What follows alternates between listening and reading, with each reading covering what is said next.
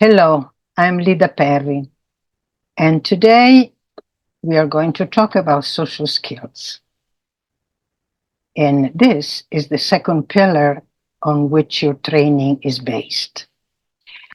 I know that you're familiar with the definition given by the literature.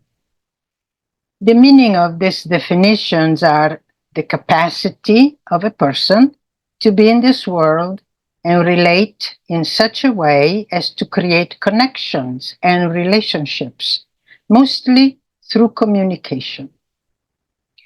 Our training in becoming individuals with appropriate social skills began early in our childhood.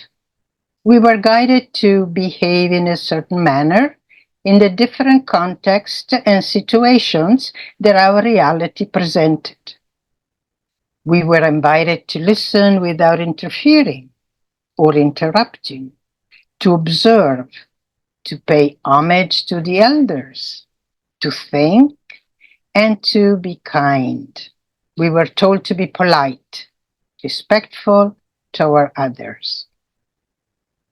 Those social skills would facilitate our relationship with others and bring us close to our goals.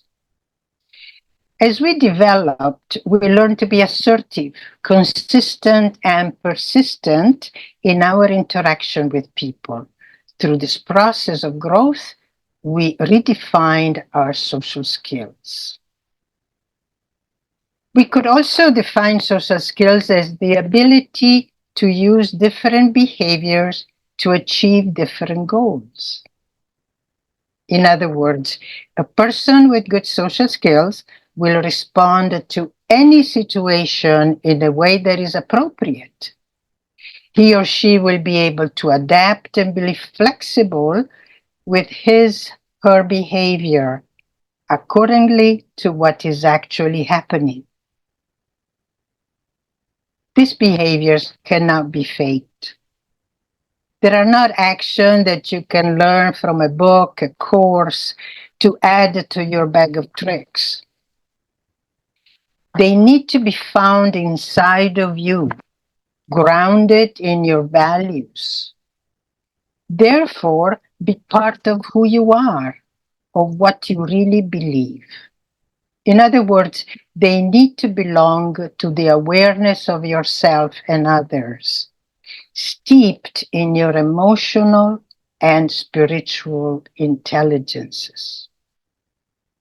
When you are authentic, spontaneous, and genuine in what and how you express yourself, then these social skills are going to work. And social skills suggest how to behave in the world so that you are, first of all, in conscious harmony with the better part of your humanity. People will know by your attitude if you're really present. They will see and perceive you. They will then respond accordingly. If you are at ease with yourself and in your world, then you can be well-mannered, a kind and understanding person who can listen and guide others with generosity and acceptance. I almost forgot. You can smile often.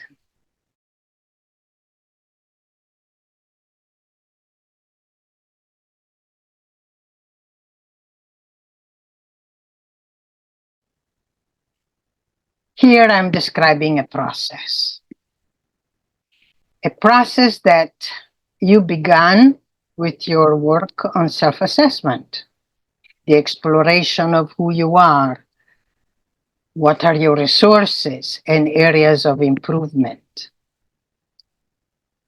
As I stated in the beginning, communication is an essential element to build relationship and the foundation of social skills.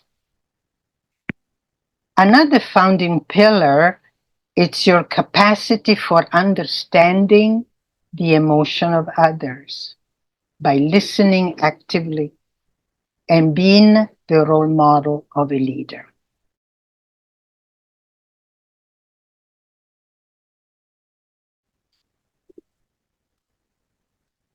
I want to tell you a story.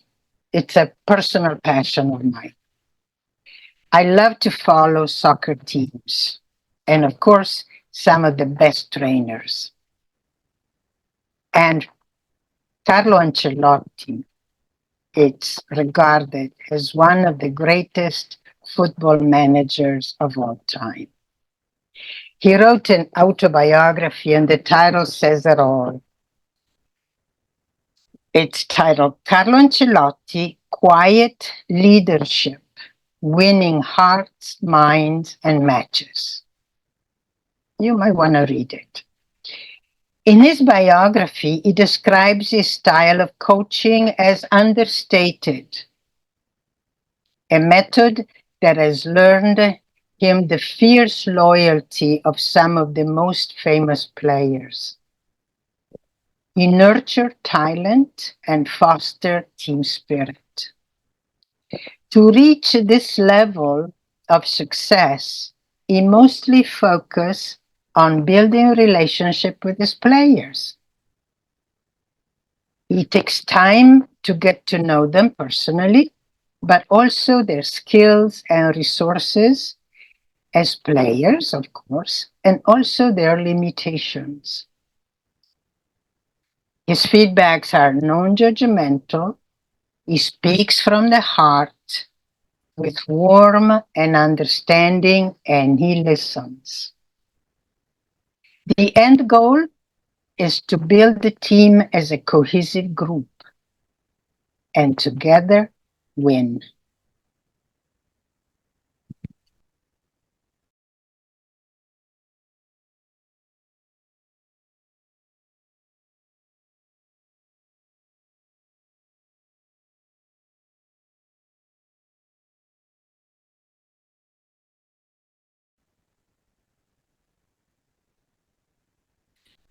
Everything is communication.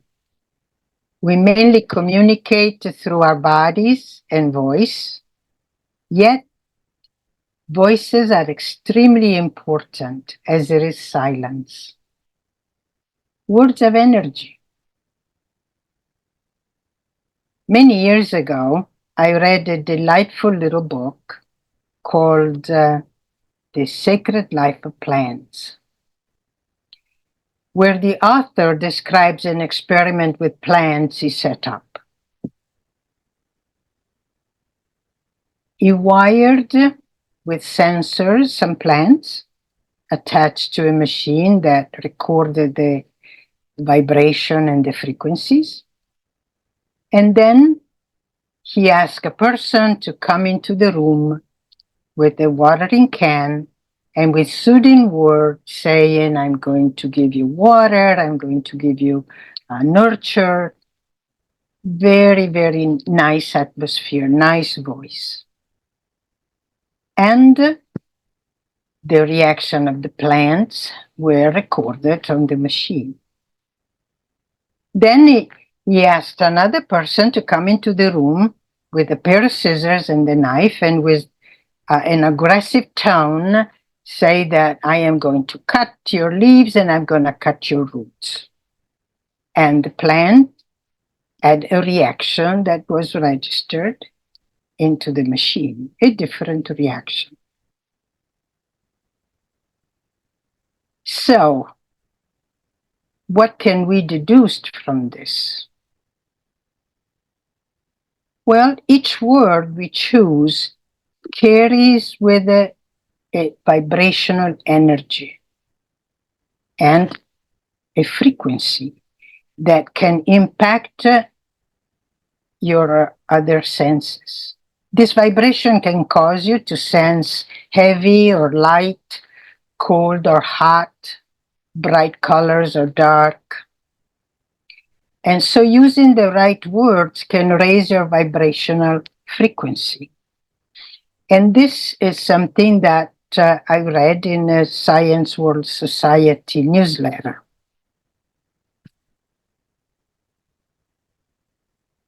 How can this knowledge help you? Well, you can then, with the right words of encouragement, create the ground so that other people may be open to receive in a more accepting way all or most of the information you want to deliver, especially when you need to share your constructive feedback. You will want to present it in such a way that the person can learn, improve, and grow. Positive words such as praise, encouragement, and understanding have a light vibration and frequency.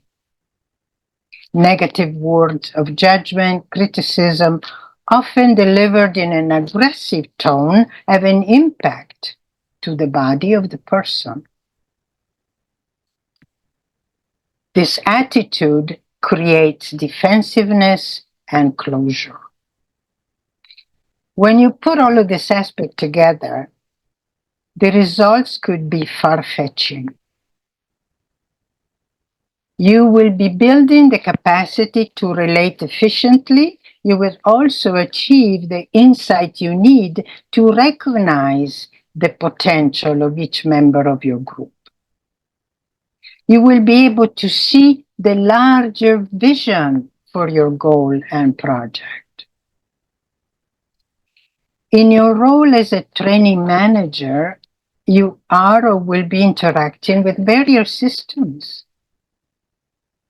Your supervisor, your colleagues, your trainees, and of course the clients. If you are humble, you can learn from all of them. There might come times in which you want to approach your superiors with some of your ideas connected to new company projects. Your ease with authority, clear communication, and presence in your presentation will help you achieve the result you want. You will be called to engage in public relation work, in problem solving with different situations. Your ability to stay focused and impartial will be helpful in keeping the rapport working. Your relationship with the crew sometimes could be a challenge. Your skill in mediation and communication are the foundation for keeping the flow of conversation in an open and productive way. All of these experiences support you in building your confidence, in handling the different issue or situation in such a way that the result will benefit all. Good social skills are also the building blocks for the making of an effective leader. Thank you.